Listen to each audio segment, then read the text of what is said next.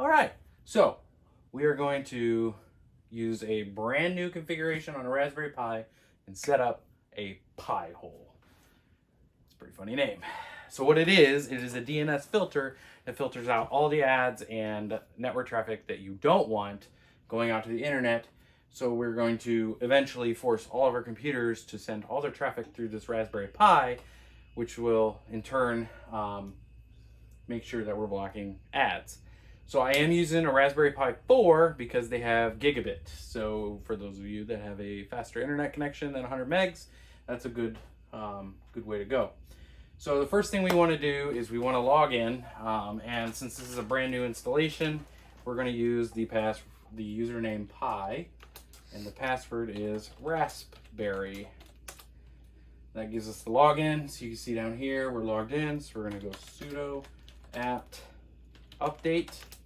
And I went ahead and I installed the light version of Raspian. And what this does is there's no graphical user interface because we don't need it. Once this thing is up and running, it is going to run headless, which means you don't need a monitor connected to it.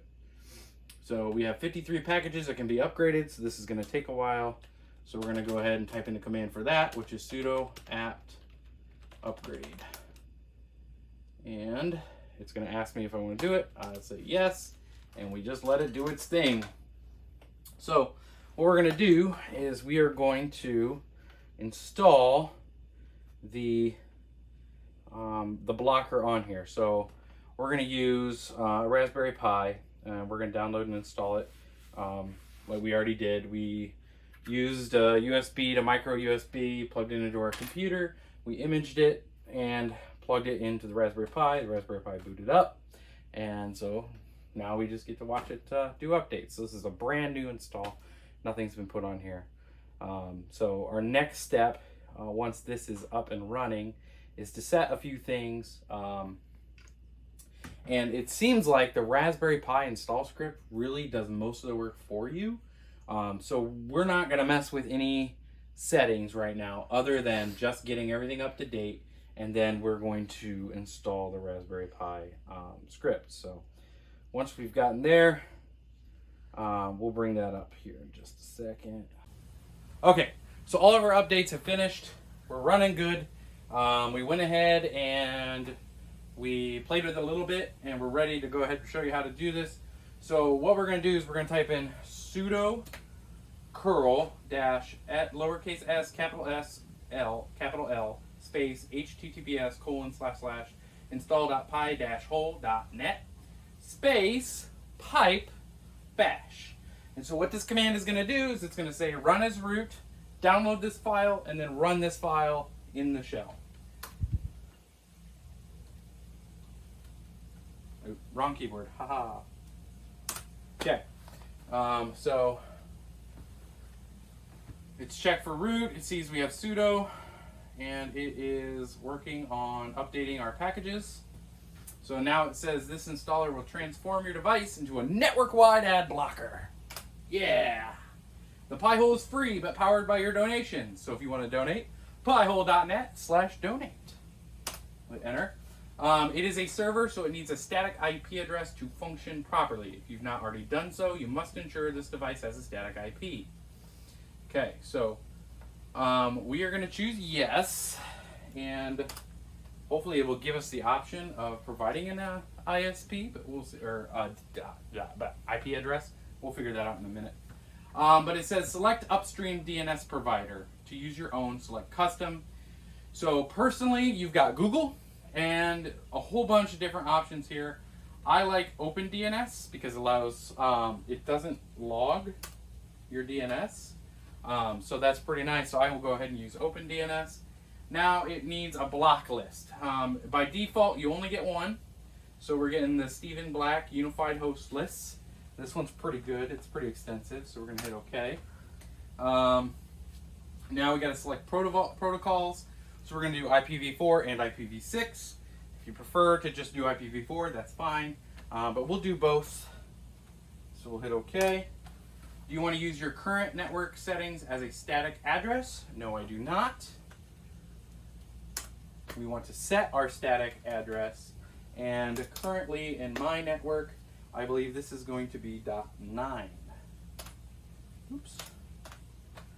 So this particular computer is going to be .9. So my DHCP server is configured to give out addresses .10 and above.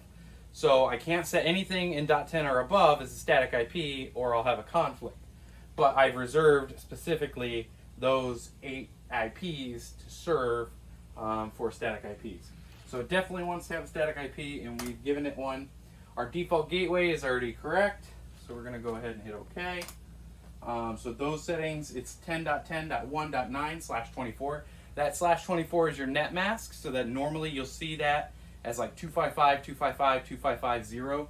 That is a 24-bit subnet mask, so that's good. And then our gateway there. Do you wish to install the web admin? Yeah, that's kind of like an important part of that, so we do want that.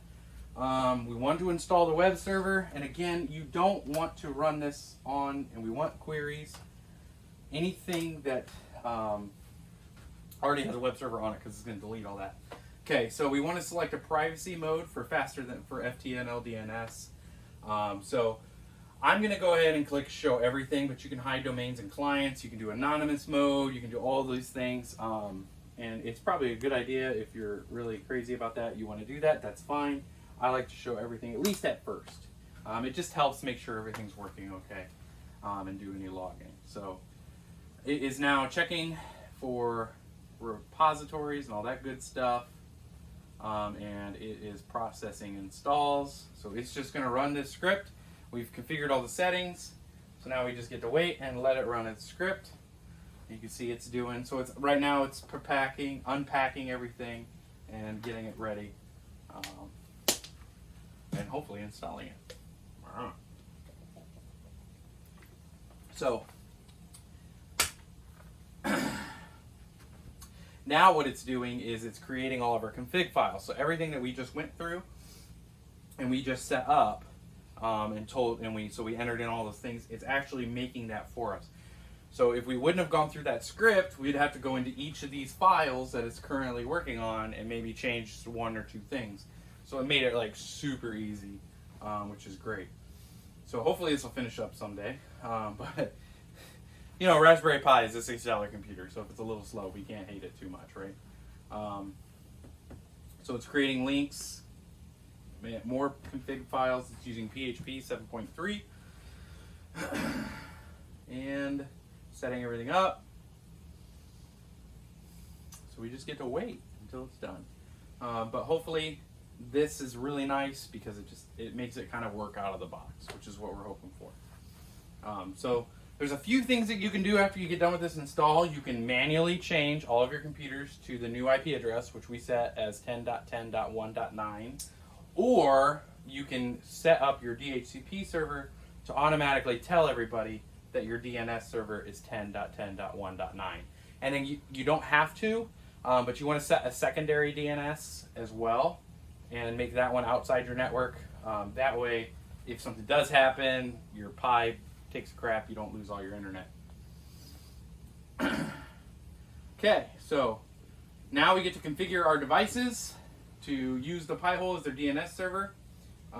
So the install log, everything is in there, everything's good to go, and we're going to go ahead and hit OK, and bang, it's done. Now our IP address is not going to change until we reboot, so we're going to go ahead and sudo reboot, and once this comes back up, we actually won't need the monitor anymore.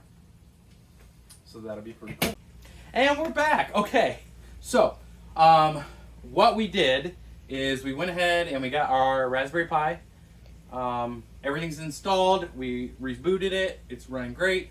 It has the proper IP address. Everything's perfect. So with a different computer, so now I'm logged in from this computer, and we went to 10.10.1.9 because that was the IP address I set earlier, /admin, and this brought us to this page where it wants us to log in. So I did not realize that at the end of that install script, it gave you a password. Unfortunately, I did not write that or remember what that password was. So at the end, when you're done installing, it will spit out a password. Make sure you remember that. If you don't, however, there is a command that you can enter to get your password, and that is Pihole. So you SSH into it, and it's Pihole-A-P, and then you can reset your password. And I went ahead and already did that, so I'm going to enter in that password now. And hopefully it works. Hey, look at that. Okay, get out of here, Firefox. All right, so you can see it tells us our status. We have a temperature, our load, memory usage, all that cool stuff. We have 92,995 domains on our block list, and we can go through and do a whole bunch of stuff. There's a white list, a black list, group management. You can disable it for a little while. So if you do want to get to something, you don't want it blocked, you can go in here and you can disable it. Indefinitely for 5 minutes. You can set a custom time. There's tools. You have diagnosis. You can update gravity. All these things are in here. You also have network settings. You can even set this up as a DHCP server. But for now, it's ready to roll. It is ready. All right, so earlier we had talked a little bit about Pi-hole, and so we got everything running correctly. You can see that as the DNS refreshes and the DHCP refreshes, more and more clients are being forced to go through the Pi-hole, and so far we've seen 5.4% of packages blocked, and we can see quite a bit of data here that it gives us. So Microsoft is a lot of the hits that are being blocked are permitted. So those are actually being permitted. So Ubuntu is being permitted there, Netflix, you can see those. But what's not being permitted is Amazon. So I have a lot of Alexa devices. And so this is dropping the amount of data it's sending to now they still work. This data is not essential to their functioning. This is like metadata that they don't necessarily need. So you can see that there's a lot of information that it's actually stopping. Roku logs doesn't need that, things like that. So this actually does filter quite a bit of things going out to the internet that you don't necessarily know about that they're sending out at you. And this is only literally, I think I've had it installed for like 15 minutes. So, um, yep, this is it. Everything's going out over the internet. This is stopping it, and it's pretty cool. So we've had this running for just a few little bit here, and you can see that it's what's permitted versus what's blocked, how many queries it's blocked. It's allowed quite a bit through, so a lot is getting through. But just to see kind of like what that looks like, you can see here this is an ad. It just won't load because it's that DNS, that domain is blocked. So I don't really know about the content. Don't really care about the content, but I'm just showing you the ads here that are not going to work. So um, that is pretty much how that works. It all it's doing is putting itself in between the internet and all of your devices, and it's filtering and it's saying, yes, I like this one. This one can go through, and then it filters it on through the DNS server that you provide. So we chose one, so that's 1.1.1.1. You can also use Google, which is 8.8.8.8, but Google does log, one doesn't. So that's why I like to use one. So everything's there, and you've got a working, hopefully, system. So if you have any questions, again, just leave me any comments or any questions that you have, and um, let me know what you think. Thank you very much.